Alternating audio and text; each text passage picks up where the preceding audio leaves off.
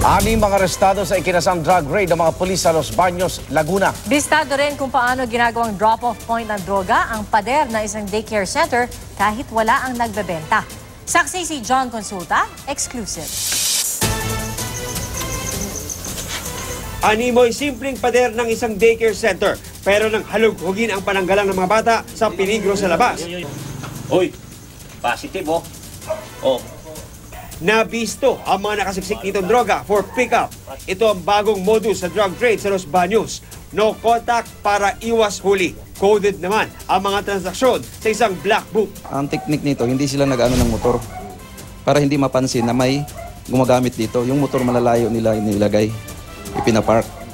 Pero Naglalakad lang. Naglalakad lang papunta dito. Meron din silang mga ano dito na kung bibili ka, may code silang ginagamit dito.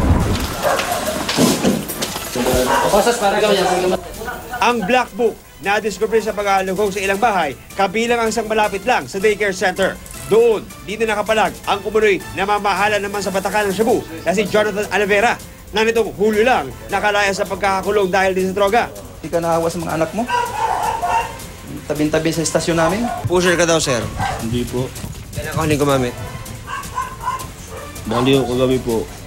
Kagabi ka gumamit? Saan nakalagay yung items na dala mo galing Pansol? Lalim po ng papag. Lalim ng papag?